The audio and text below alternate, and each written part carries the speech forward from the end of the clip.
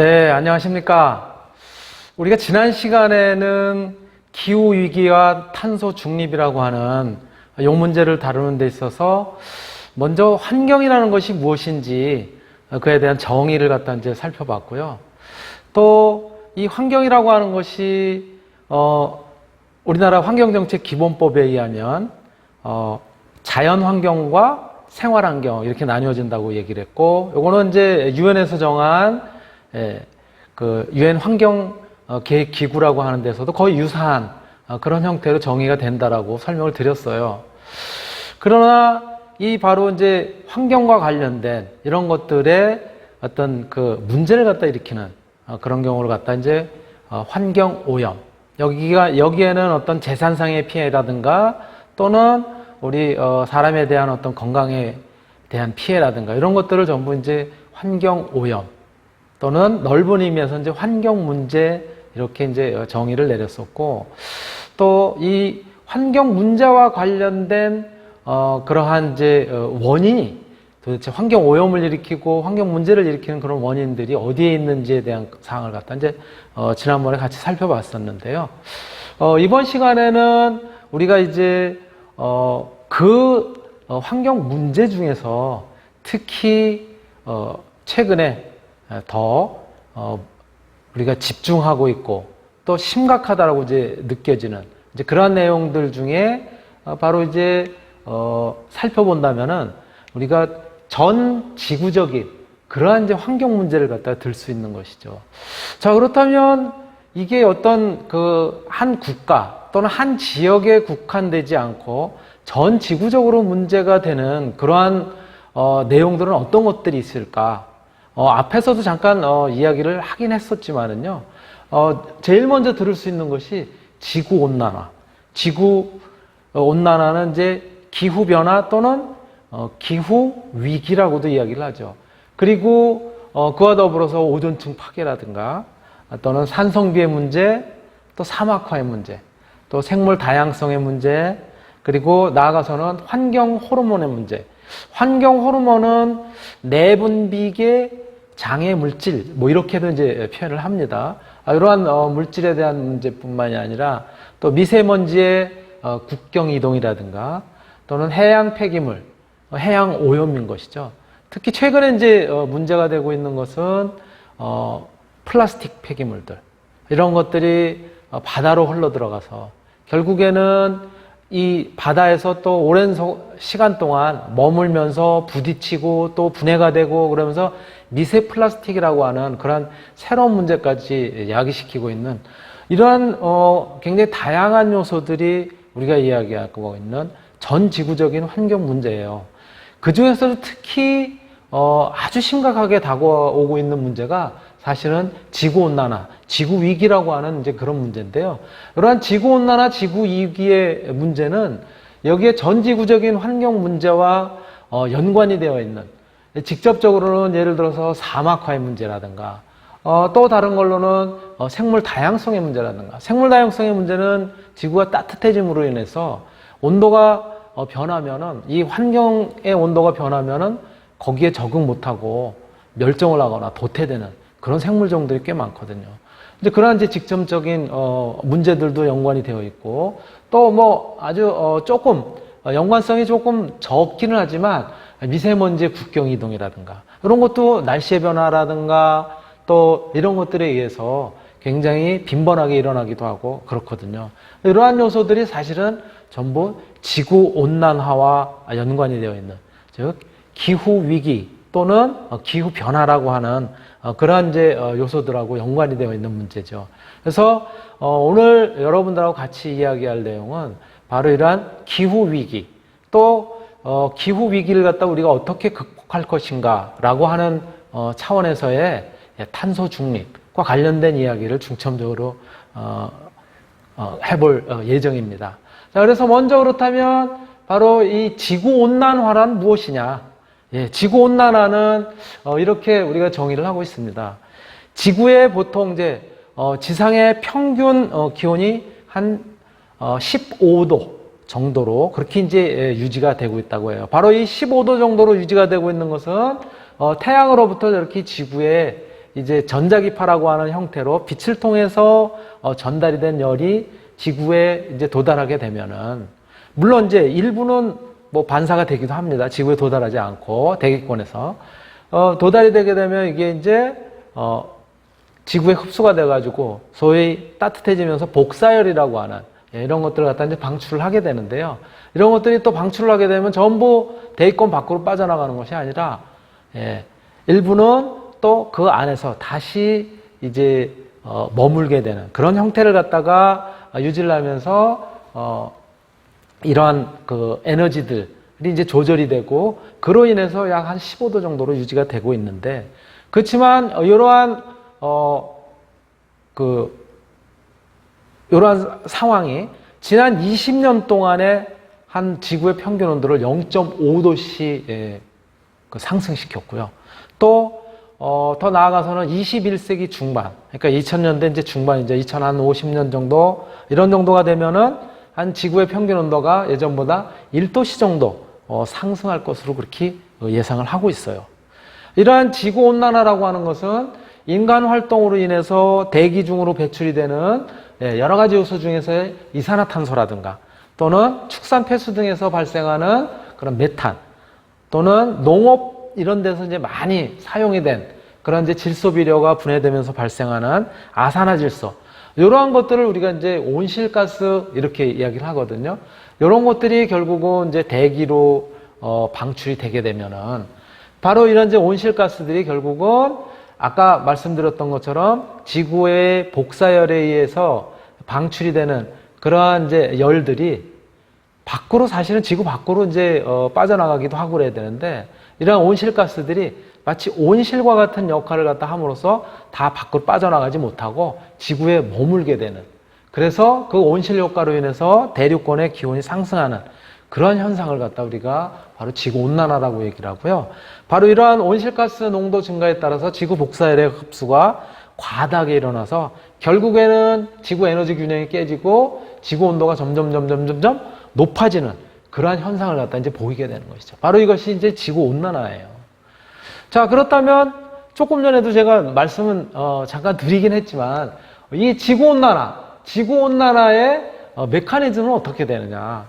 지구 온난화의 메커니즘은 지금 말씀드렸던 것처럼 바로 태양으로부터 온 이 에너지는 전자기파라고 하는 태양광을 갖다 빛을 통해서 이제 지구에 도달을 하게 되는데요. 이런 것들이 지표면에 도달하게 되면 흡수가 돼서, 그래서 지표면의 온도가 올라가게 되고, 또 이 어떤 일정한 온도를 갖다 갖는 그런 모든 물체들은 이제 복사를 한다고 그러죠. 방사를 한다고 그래요.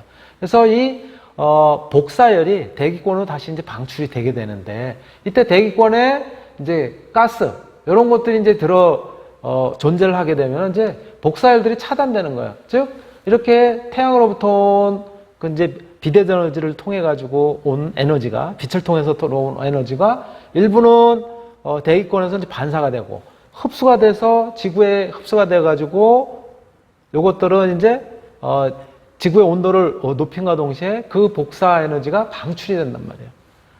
밖으로. 그런데 방출이 돼서 보통은 이제 어느 정도 대부분 나가야 되는데, 이런 것들이 소위 온실가스라고 하는, 저기에 이산화탄소라든가 또는 이제 불화수소라든가 불화탄화수소라든가 또는 탄화수소 계통 또는 메탄가스라든가 오존, 이런 것들이 존재하게 되면은 이 복사열을 갖다 차단을 하게 되는 거예요. 이 온실가스들이. 마치 어떠한 효과냐면은 우리가 이제 비닐하우스라고 하는, 여기에는 태양 빛에 의해서 에너지가 이 비닐을 갖다 뚫고 그 온실 안쪽으로 들어가서 열 에너지로 바뀌게 되면 이제 열이 밖으로 빠져나오려고 하더라도 비닐의 효과에 의해서, 그쵸? 밖으로 쉽사리 못 빠져나오잖아요.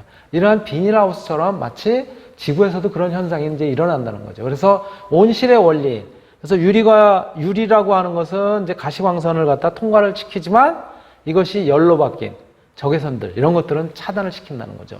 바로 이렇게 차단을 시키는 온실가스라고 하는 것은 요 밑에 그림에서 보시는 것처럼 주로 역할을 하는 것이 이를테면 이산화탄소, 메탄이라고 얘기하는 메테인, 그리고 수증기류, 이런 것들이 온실가스의 역할을 이제 하게 되는 것이죠.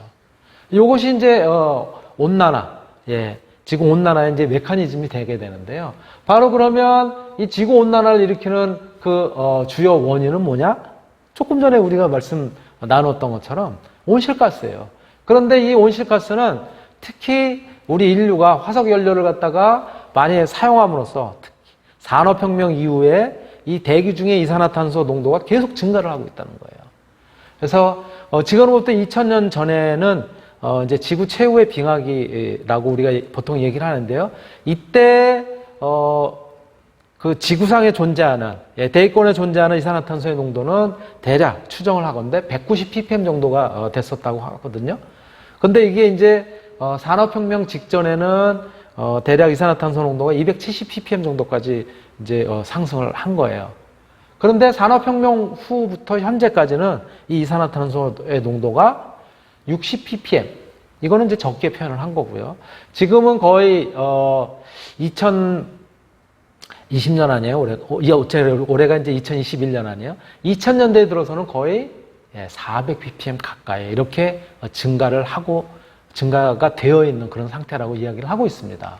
그래서 이런 것들은 이산화탄소의 농도와 더불어서 지구의 기온도 그렇게 유사한 패턴을 보이더라 이거예요. 그래서 이산화탄소 농도가 지속적으로 변화를 해왔지만 특히 최근에 이산화탄소 농도가 급격하게 증가를 했다는 거예요.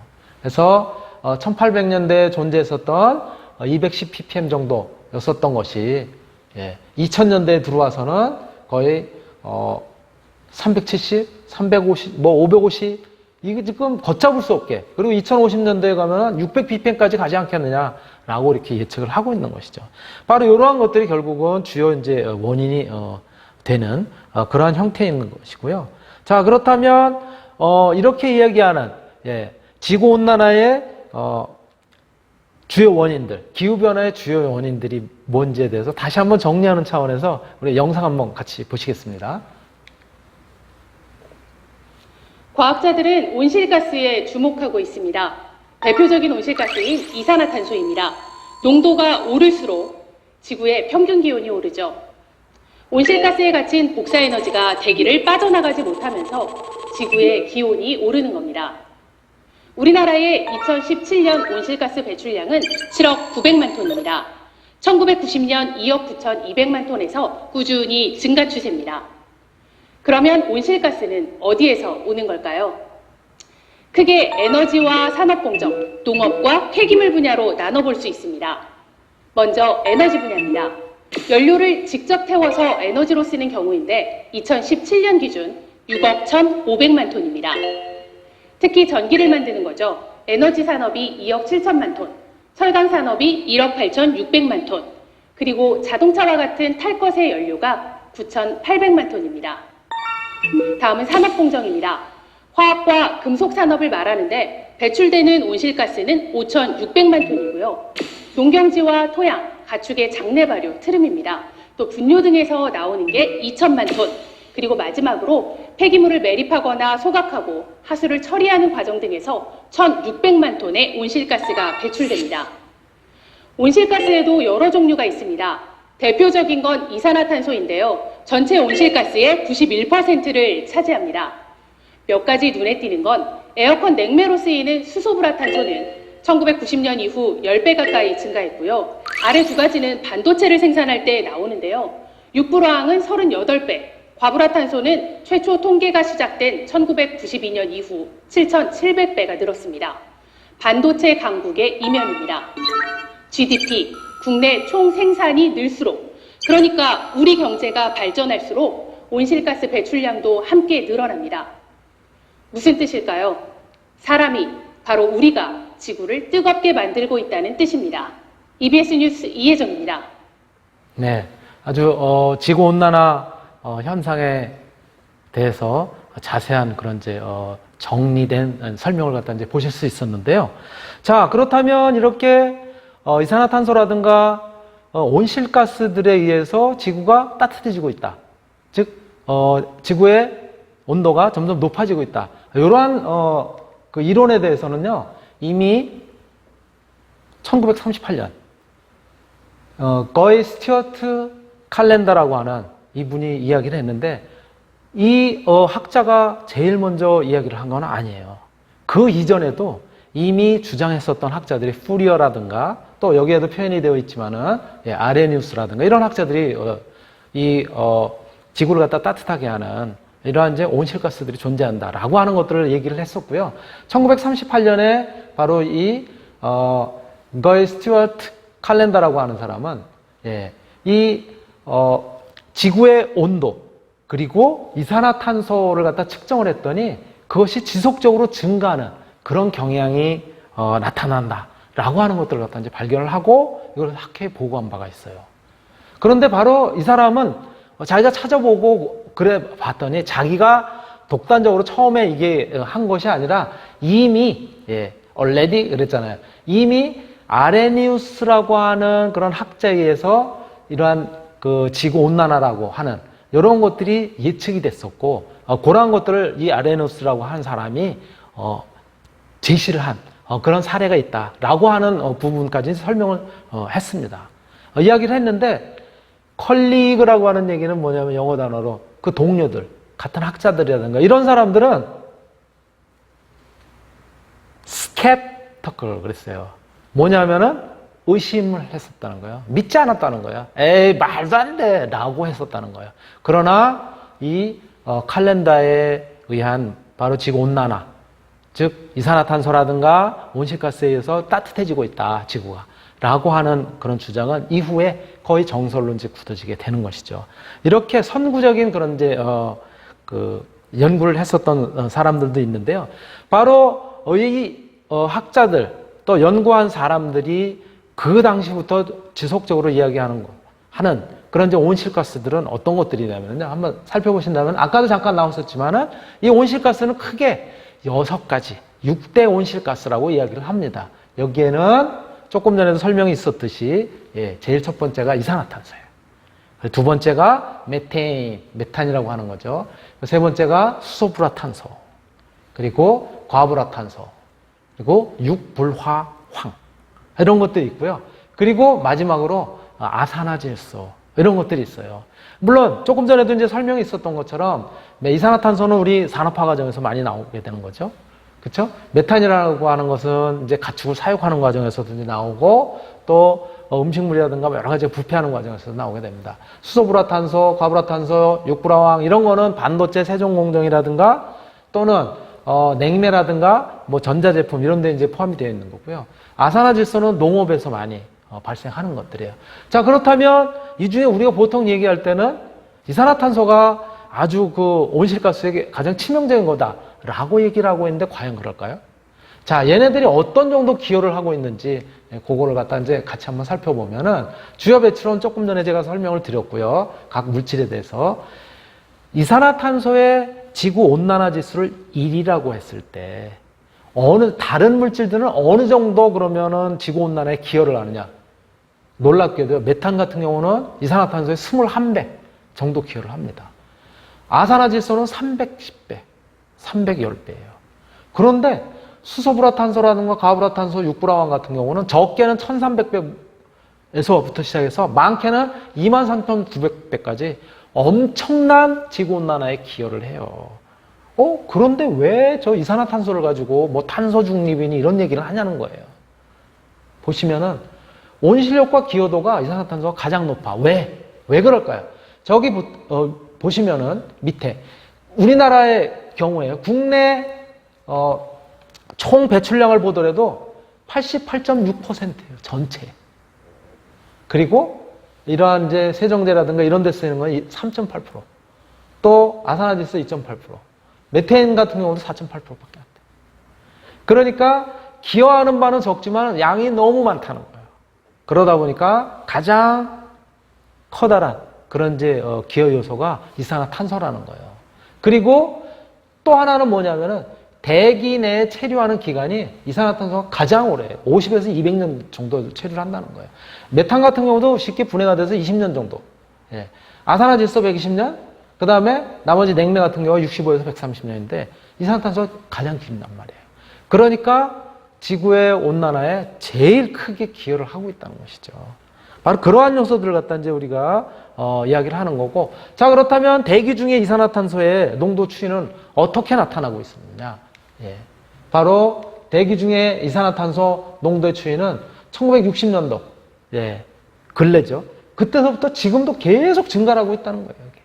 예, 2010년, 2020년 지금까지도 계속 증가를 하고 있습니다. 이러한 패턴을 갖다 이제 보이게 되고요. 또 이러한 이산화탄소 농도의 증가에 따라 가지고 지구의 온도 변화는 어떻게 되고 있느냐. 예. 이렇게 1850년도부터 추정을 하고, 그 다음에 1875년, 1900년대에는 실제 데이터를 갖다 넣어가지고, 그래가지고 계속, 저기에 이제 표현되어 있는 색깔이 다 다른 거는 뭐냐면은, 예. 요거는 이제 예측 수식들, 이런 것들이 다 예측하는 이제 기관들마다 이제 다를 거 아니에요. 그쵸? 예.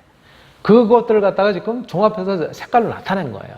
뭐, 저기에는 나사도 들어가 있을 테고, 또는 뭐, 이제, 세계 기후, 기구라든가 이런 것들도 들어가 있고, 거의 패턴이 다 똑같아요. 이렇게 꾸준하게 증가를 하고 있다는 거예요. 여기 보시면은 2025년경이 뭐예요? 거의. 온도가 기존보다도 어느 때, 예, 1850년도, 예, 이 무렵에 비해서 온도가 어느 정도? 1도 이상 지금 지구의 온도가 올라가고 있다는 거예요. 그래서 굉장히 커다란 영향을 갖다 줄 것이다. 예. 바로 이제, 지구 온난화에 영향을 갖다가 이제 나타낸 거고요. 바로 이산화탄소라든가 이런 것들에 의해서. 바로, 그렇다면 지구 온난화에 영향을 주는 그런 온실가스라고 하는 것들은 어떻게 서로 영향을 갖다가 주고 있는, 상호 연관성을 어떻게 가지고 있는지 제가 이제 표를 갖다가 만들어서 보여드리고 있는데요. 화석연료 사용이라든가 이런 것들이 증가하고 산림 파괴를 갖다 함으로써 대기 중에 이산화탄소가 증가를 할 거 아니에요. 산업화 과정에서도 마찬가지. 이것은 결국은 지구 온난화를 일으키게 되는데, 지구 온난화라고 하는 것은 예, 수분의 증발량을 증가를 시키게 되겠죠. 그렇죠? 수분의 증발량이 증가를 하게 되면은 구름이 빨리 형성이 돼서 다시 수증기량이 증가를 하게 된다면 이거는 뭐예요? 수증기도 마찬가지 지구 온난화에 영향을 준단 말이에요. 그러니까 지구가 더 따뜻해질 수밖에 없는 거예요. 이러한 현상이 지속적으로 일어나면서 해수의 온도도 마찬가지 따뜻해졌으니까 상승을 시키겠죠. 근데 해수의 온도가 높아지게 되면 어떤 현상이 일어나냐면은 기체 같은 경우에는 온도가 높아지면 이 물속에 녹아 들어가는 것들이 점점 줄어들어요. 그러다 보니까 이산화탄소가 온도가 낮을 때는 많이 녹아 들어갔던 것이 바닷물의 온도가 높아지니까 많이 못 녹아 들어가니까 어떻게 되겠어요? 그 못 녹아 들어가는 만큼 또 대기 중에 이산화탄소를 갖다 높이게 되는 것이죠. 이런 악순환이 거듭되고요. 지구온난화는 또 한편으로는 빙하, 그쵸? 만년설 같은 경우를 따뜻하니까 녹일 거 아니에요. 근데 이 만년설 빙하 같은 경우는 햇빛을 갖다 반사시키거든요. 그런데 저게 녹으니까 반사를 못 시킬 거 아니에요.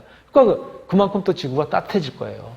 그리고 빙하가 자꾸 녹게 되면 어떻게 되냐면 해수면이 상승할 거 아니에요. 그쵸? 해수면이 상승을 하면서 결국은 해안 지역을 갖다가 이제 2차적인 효과지만 이제 침수를 하게 되고, 또 이게 이제 해수면 상승에 의해서 낮은 지역들, 저지대는 이제 가라앉게 되고, 이러한 부수적인 지구온난화로 인한 그런 이제 굉장히 심각한 문제들을 갖다 이제 발생시키게 되는 것이죠. 이러한 다양한 상호 연관성을 갖다 이제 가지게 되고요. 또, 그렇다면은 아까 지구의 온도가 지속적으로 지금 올라가고 있다고 하는데, 지구의 온도가 한 2도씨 정도 오르게 된다면 어떠한 현상이 일어날까요? 예. 지구의 온도가 2도씨 정도가 상승했을 경우에 온난화의 영향이에요. 이렇게 되면은 우리 인류의 10억에서 20억 명이 물 부족 사태를 갖다 이제 겪게 됩니다. 저렇게 한쪽은 사막화, 또 뭐 비가 또 너무 많이 온다라든가 이러한 물 부족 사태와 또는 3천만 명의 홍수 피해, 그리고 1,000만 명에서 3천만 명 정도가 되는 사람들은 식량 부족 사태에 이제 직면하게 돼요. 또 폭염으로 매년 수십만 명이 이제 사망을 하게 되고요. 또 이 온도에 굉장히 민감한 그런 생물종들, 20에서 30%의 생물종이 멸종을 하게 됩니다.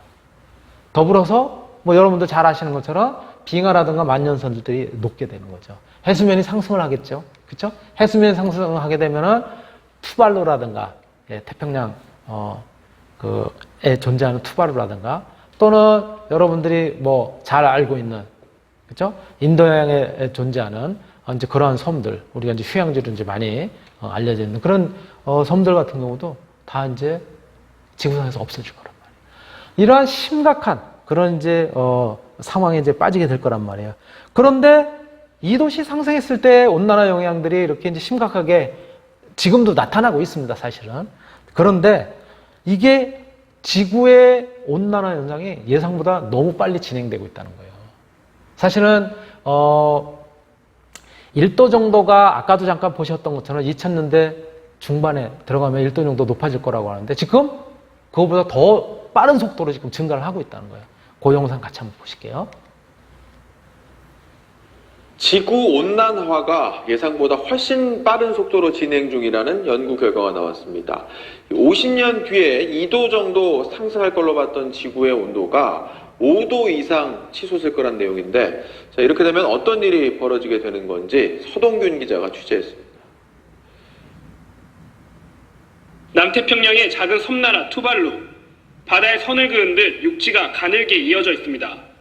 해수면 상승으로 평균 해발 고도가 고작 4m, 이미 몇몇 섬들은 바닷속으로 사라졌습니다. Tuvalu maybe or die now. I am afraid that 투발루의 위기는 지구 온도 상승에서 비롯됐습니다. 과학계는 대기 중에 쌓인 이산화탄소가 온실 효과를 만들어 50년쯤 뒤 지구 기온이 2도에서 4.5도 정도 오를 걸로 예상해 왔습니다. 그런데 최근 새로운 예측이 나왔습니다. 2도가 아니라 적어도 5도 이상 급상승한다는 겁니다. 구름의 태양광 반사 효과를 연구한 결과인데요. 구름 속에는 얼음 알갱이가 있고 이게 녹아서 생긴 물방울이 햇빛의 일부를 반사하는 역할을 합니다.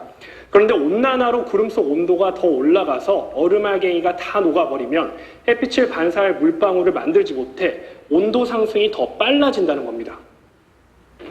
실제로 기온이 5도 오르면 재앙이 닥칩니다. 지구 온도가 0.5도만 더 올라도 해수면이 67cm나 상승하고 여름에 북극 빙하를 보지 못할 확률이 15배 높아진다는 연구 결과가 있습니다. 서식지를 잃는 동식물도 2배나 늘어납니다.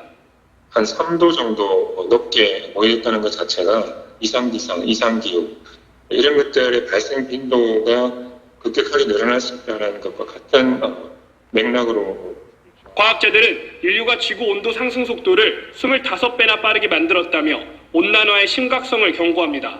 SBS 서동균입니다. 네, 이렇게 온난화의 그 속도가 굉장히 빨라진다는 거예요.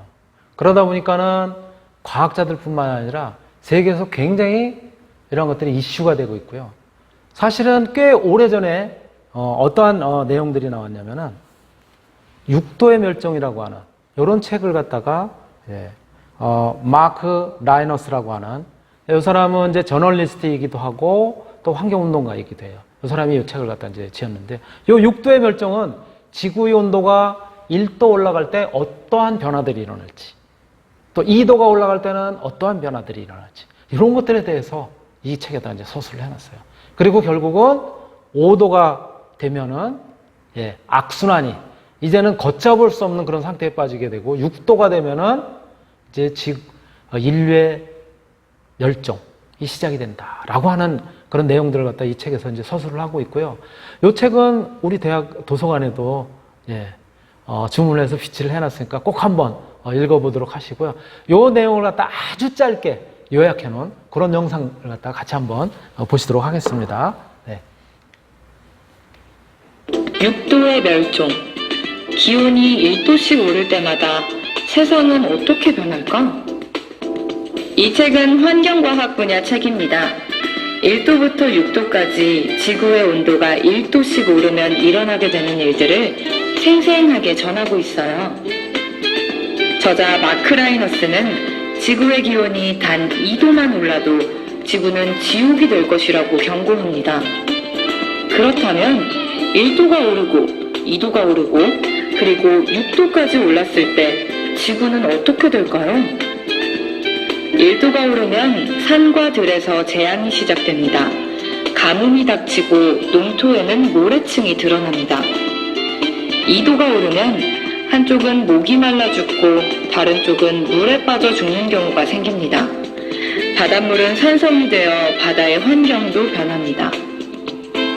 3도가 오르면 지구온난화가 심화되면서 온실가스 양이 증가하고 그러면서 온난화가 더욱 심화되는 악순환이 시작됩니다. 4도가 오르면 지구 전역에 피난민이 넘치게 됩니다. 세계의 해안선도 완전히 달라지고 고지대가 있는 나라들만 생존하겠죠. 5도가 오르면 북극과 남극의 빙하가 모두 사라지고 정글 또한 불타 없어진 상태가 됩니다. 6도가 오르면 바야흐로 지구에 사는 모든 생명체의 대멸종이 진행됩니다. 이렇게 6도의 멸종은 지구의 온도가 1도씩 오를 때 어떤 일이 벌어지는지 생생하게 보여주면서 사람들에게 경각심을 느끼게 합니다. 이 모든 사태의 원인은 바로 인간의 탐욕입니다. 그래서 앞으로 우리가 해야 할 일은 6도의 멸종 같은 여러 책과 연구 자료들을 읽으면서 지구온난화를 막을 방법을 찾는 거겠죠?